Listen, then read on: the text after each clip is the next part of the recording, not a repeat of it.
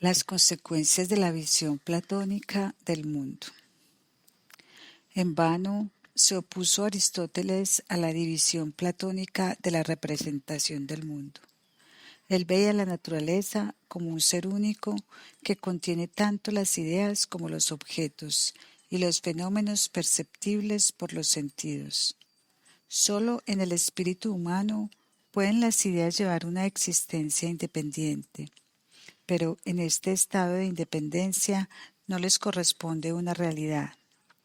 Solamente el alma puede separarlas de las cosas perceptibles con las cuales forman conjuntamente la realidad.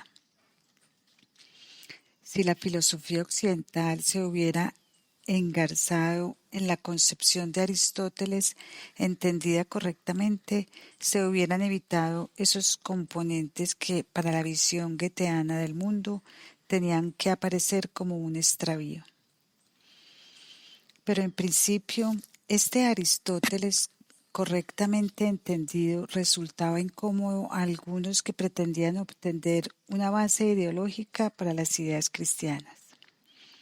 Más de un pensador que se tenía por auténticamente cristiano no sabía qué hacer con una concepción de la naturaleza que traslada el principio eficiente supremo al mundo de la experiencia.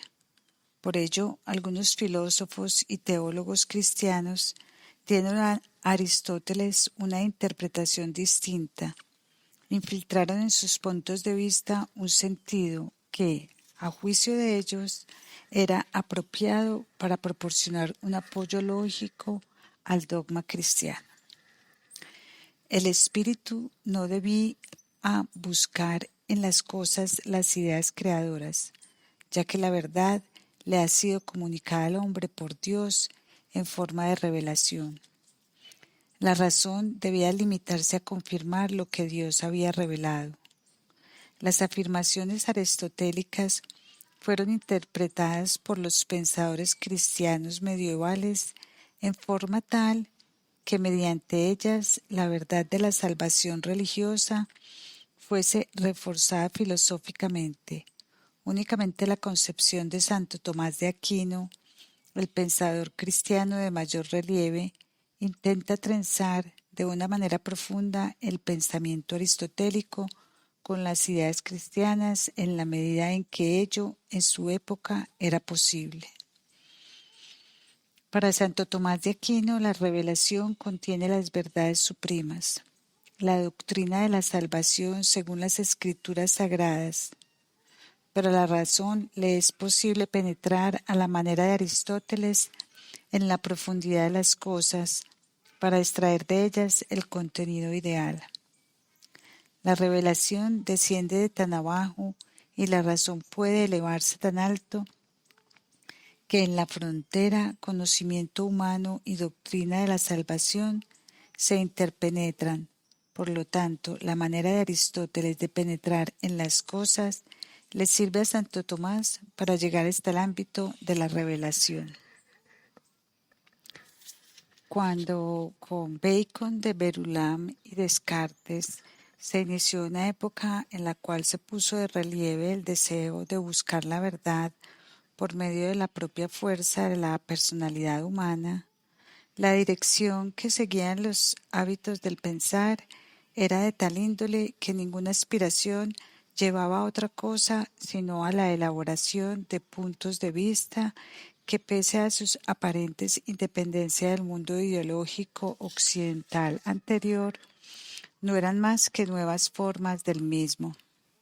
También Bacon y Descartes habían heredado el mal de ojo con respecto a la relación entre experiencia e idea.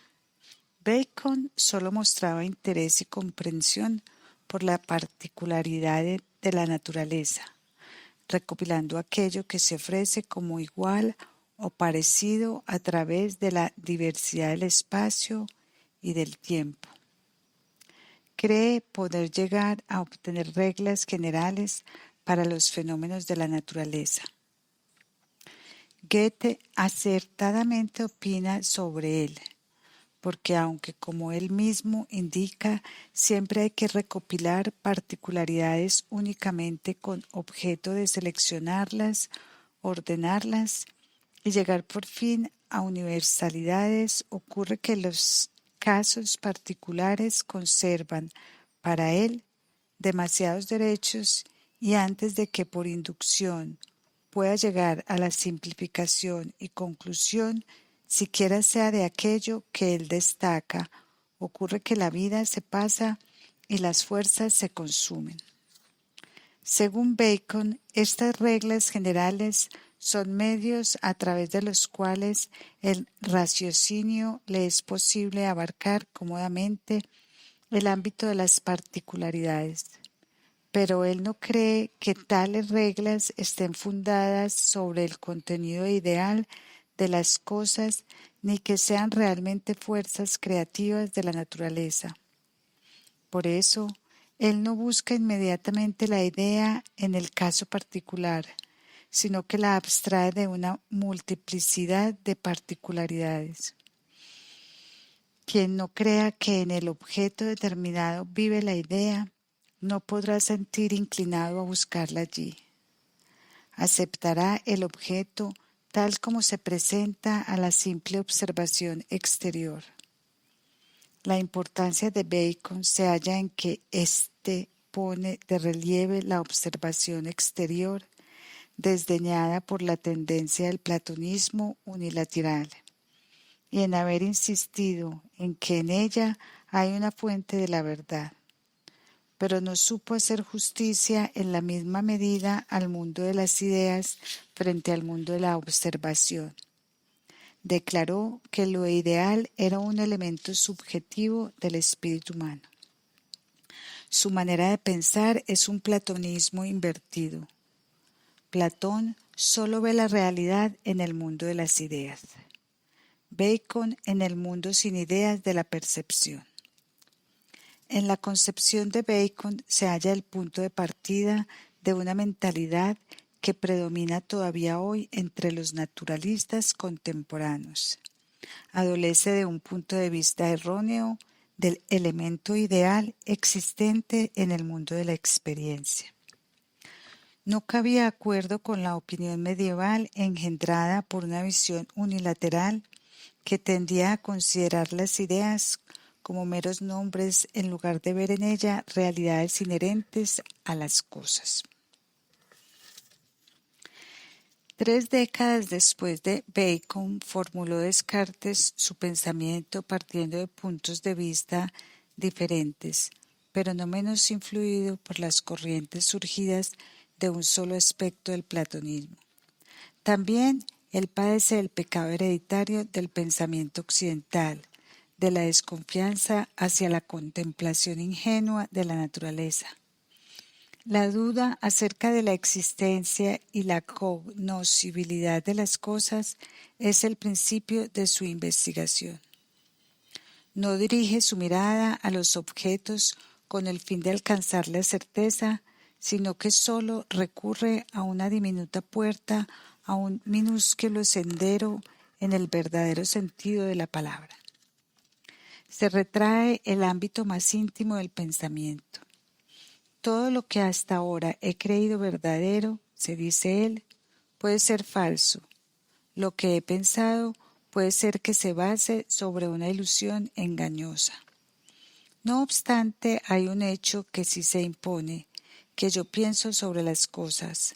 Aunque lo que piense sea falso, lo que sí hago es pensar. Y si pienso es porque existo. Pienso, luego soy. Con esto, Descartes cree haber logrado un punto de partida sólido para todo el pensamiento subsiguiente. Acto seguido se pregunta, ¿no hay en el contenido de mi pensamiento alguna otra cosa más que indique a un ser verdadero? Y entonces encuentra la idea de Dios como un ser absolutamente perfecto. Ahora bien, dado que el hombre mismo es imperfecto, ¿cómo llega al mundo de sus ideas la idea de un ser absolutamente perfecto? Es imposible que un ser imperfecto engendre esta idea por sí mismo, porque lo más perfecto que él puede llegar a pensar será siempre imperfecto. Consecuentemente, la idea del ser perfecto tiene que haber sido puesta en el hombre por el ser perfecto mismo. Luego tiene que existir Dios. Pero, ¿cómo puede un ser perfecto reflejarnos una ilusión? Por lo tanto, el mundo exterior que se nos muestra como realidad tiene que ser real. Si no, sería un espejismo suscitado por la divinidad para embaucarnos.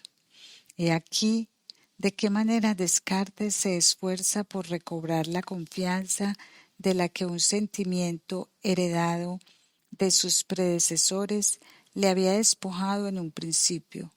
Por un camino extremadamente artificioso, Descartes busca la verdad, parte exclusivamente del pensamiento. Únicamente al pensamiento le reconoce la fuerza de generar convicción. Por medio de la observación solo puede obtenerse una certeza si ésta es facilitada por el pensamiento. La consecuencia de este punto de vista fue que los sucesores de Descartes aspiraron a comprobar el conjunto de las verdades que el pensamiento puede desarrollar y demostrar a partir de sí mismo. Se pretendía hallar la suma de todos los conocimientos por medio de la pura razón. Se quería partir de las nociones más inmediatas y evidentes para recorrer paulatinamente el cielo completo del pensamiento puro. Este sistema debía ser elaborado según el modelo de la geometría euclidiana. Se pensaba que esta partía de afirmaciones sencillas y verdaderas y que desarrollaba todo su contenido por vía de mera consecuencia lógica sin recurrir a la observación.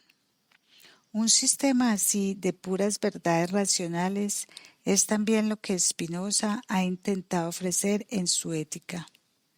Spinoza toma una serie de conceptos: sustancia, atributo, modo, pensamiento, extensión, etc., y examina de manera puramente relacional la relación y contenido de tales conceptos. Es en el edificio del pensamiento donde debe expresarse la esencia de la realidad. Spinoza considera que sólo un conocimiento obtenido por esta actividad ajena a lo real corresponde a la verdadera esencia del mundo y suministra las ideas adecuadas. Las ideas procedentes de la percepción de los sentidos son, para él, inadecuadas, confusas y mutiladas. Es fácil reconocer en esta interpretación del mundo la influencia de la concepción platónica unilateral en cuanto a la contradicción entre las percepciones y las ideas. Los pensamientos que se forman independientemente de la percepción son lo único que tiene valor para el conocimiento. Spinoza va todavía más lejos, extiende la contradicción también al sentimiento y al obrar moral del hombre. Las sensaciones de repulsa no pueden provenir más que de ideas que proceden de la percepción. Tales ideas engendran en el hombre deseos y pasiones de los que pueden convertirse en esclavo si se abandona a ellos. Solo lo que procede de la razón genera sensaciones absolutas de placer.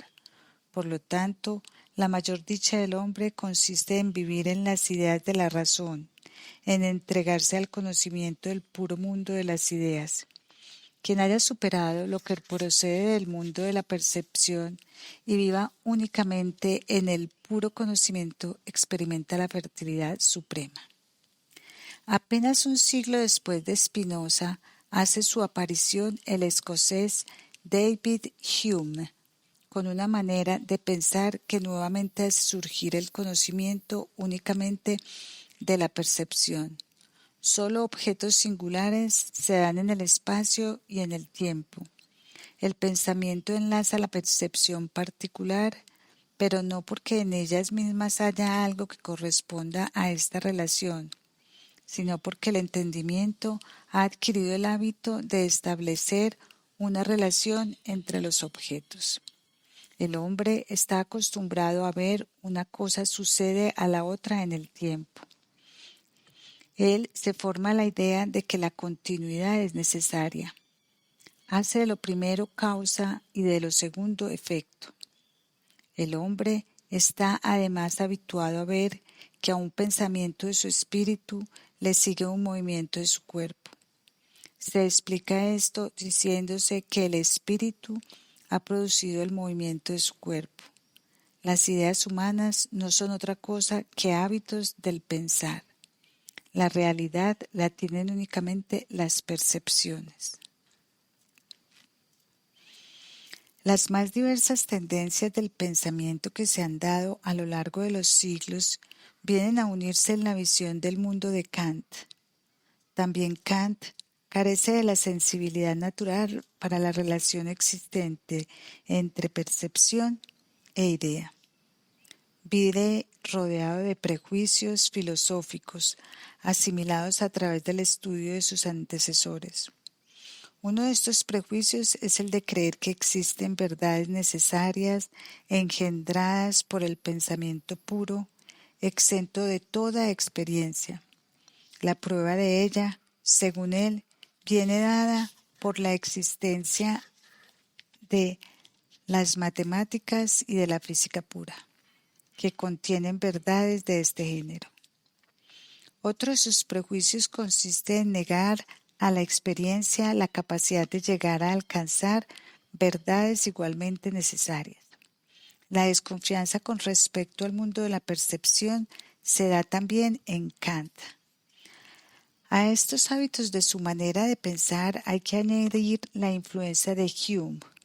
Kant da la razón a Hume respecto a la afirmación de que las ideas por las que el pensamiento reúne las percepciones particulares no provienen de la experiencia, sino que el pensamiento las añade a la experiencia. Estos tres prejuicios constituyen los fundamentos del edificio del pensamiento kantiano. El hombre posee verdades necesarias. Estas no pueden provenir de la experiencia, ya que la experiencia no suministra tales verdades. Sin embargo, el hombre las aplica a la experiencia. El hombre enlaza adecuadamente las percepciones particulares de acuerdo con estas verdades que provienen de él mismo. Está en su naturaleza el relacionar las cosas de forma que correspondan a las verdades adquiridas mediante el pensar puro. Kant va aún más lejos. Atribuye a los sentidos la capacidad de poner en un orden determinado aquello que reciben del exterior. Este orden no fluye tampoco desde fuera con las impresiones de las cosas. El orden espacial y temporal es recibido por las impresiones solamente a través de la percepción sensible. Ni el espacio ni el tiempo forman parte de los objetos. El hombre está organizado de tal manera que cuando las cosas impresionan sus sentidos, estos las ordenan en relaciones de espacio y tiempo. El hombre no recibe de fuera más que sensaciones e impresiones. La ordenación de la misma en el espacio y en el tiempo, el agruparlas formando ideas, es obra propia suya. Pero tampoco las sensaciones son algo que provengan de las cosas mismas. Lo que el hombre percibe no son las cosas, sino las impresiones que ellas ejercen sobre él.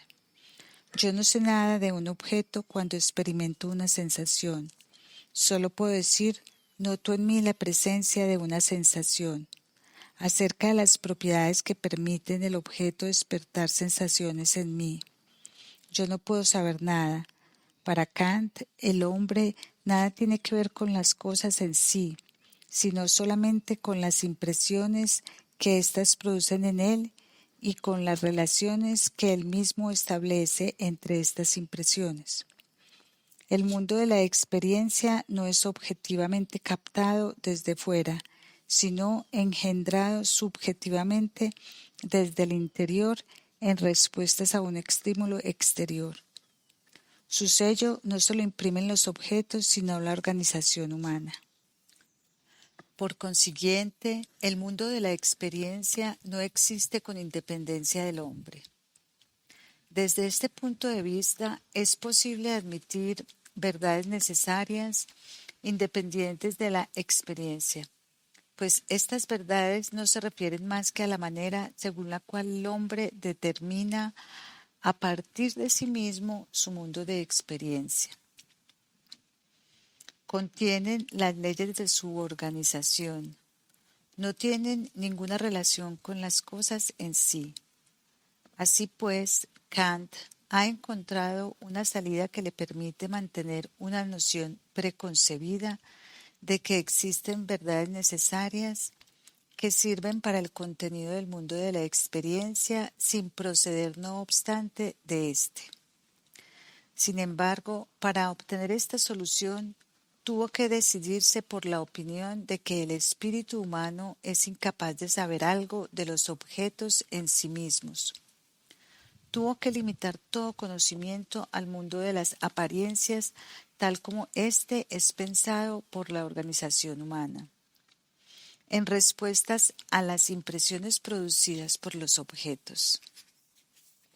Pero, ¿qué puede importar a Kant la esencia de las cosas en sí, con tal de poder salvar las verdades eternas necesariamente válidas en el sentido en que las concebía?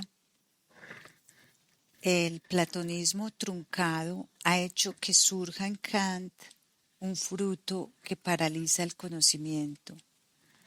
Platón se apartó de la percepción sensible para dirigir su mirada a las ideas eternas, ya que le parecía que aquella no le revelaba la esencia de las cosas. Pero Kant presciende de que las ideas puedan desvelar una verdadera comprensión sobre la esencia del mundo, con tal de que conserven al menos su carácter de eternidad y necesidad. Platón se atiene al mundo de las ideas porque cree que la verdadera esencia del mundo tiene que ser eterna, indestructible, inmutable, y no puede otorgar estas propiedades más que a las ideas. Kant se da por satisfecho solo con poder afirmar las ideas dichas propiedades. Con ello ya no es necesario que las ideas expresen la esencia del universo. Además, la concepción filosófica de Kant era especialmente alimentada por su manera de sentir la religión. Él no partía de observar en el ser humano el acorde vivo del mundo de las ideas y la percepción sensorial, sino que se hacía la siguiente pregunta: ¿puede el hombre, a través de la vivencia del mundo de las ideas, reconocer algo que no pueda entrar nunca en el ámbito de la percepción?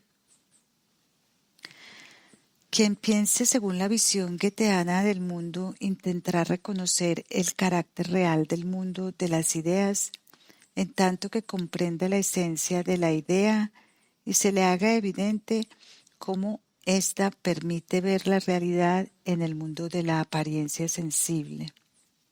Entonces se considera con derecho a preguntarse: ¿hasta qué punto me es posible, en virtud del carácter real del mundo de las ideas, así vivido, penetrar en los ámbitos en los que las verdades suprasensibles, libertad, inmortalidad, orden divino del universo, encuentran su relación con el conocimiento humano?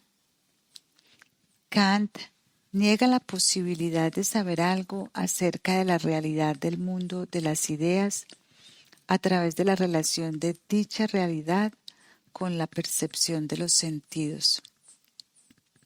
Esta premisa produjo para él como resultado científico aquello que inconscientemente le exigía su sensibilidad religiosa. que el conocimiento científico tenía que detenerse ante la cuestión concerniente a la libertad, la inmortalidad y el orden divino del universo. Así pues, para Kant, el conocimiento humano solo puede llegar a las fronteras que delimitan el ámbito de los sentidos, y a todo aquello que queda más allá solo le concierne la fe. Él quería poner límites al conocimiento para salvaguardar la fe. En la concepción goetheana del mundo se pretende dotar al saber de una base sólida, consistente en primer lugar en el reconocimiento de la esencia del mundo ideal en la naturaleza, para, a partir de ahí, progresar hacia una experiencia que se encuentra más allá del mundo de los sentidos. Incluso cuando se descubren terrenos que no están en el ámbito de los sentidos, la mirada se dirigirá hacia el acorde vivo de idea y experiencia para, de esta manera, buscar la seguridad del conocimiento. Kant no consiguió encontrar semejante seguridad. Por eso se esforzó en descubrir para los conceptos de libertad, inmortalidad y orden divino un fundamento exterior al conocimiento. En la concepción goetheana del mundo se da un querer conocer las cosas en sí, en tanto en cuanto lo permita la esencia del mundo ideal que está comprendida en la naturaleza. La concepción kantiana del mundo implica privar al conocimiento del derecho a iluminar el mundo de los objetos en sí. Goethe quiere encender en el conocimiento una luz que revele la esencia de las cosas. Para él, está claro que la esencia de los objetos iluminados no está en la luz, pero a pesar de ello, no renuncia a dar a conocer esta esencia mediante la iluminación de esta luz. Kant se mantiene en su postura. La esencia de los objetos iluminados no se halla en la luz. Por ello, la luz no puede revelar nada acerca de esa esencia. La concepción de Kant, desde un punto de vista goetheano, solo puede tener el siguiente sentido. Esa visión del mundo no se ha formado ni por la eliminación de viejos errores, ni por una profundización libre y original en la realidad, sino por haber fundido, mediante la lógica, prejuicios filosóficos y religiosos transmitidos por educación o por tradición. Solo pudo surgir en un espíritu en el que el sentido para con la actividad viva, en el marco de la naturaleza, se había quedado sin desarrollar, y no ha podido influir más que en aquellos espíritus que adolecían de la misma carencia. La extensa influencia que ejerció el pensamiento de Kant sobre sus contemporáneos hace posible apreciar hasta qué punto se encontraban estos bajo el influjo de un platonismo unilateral.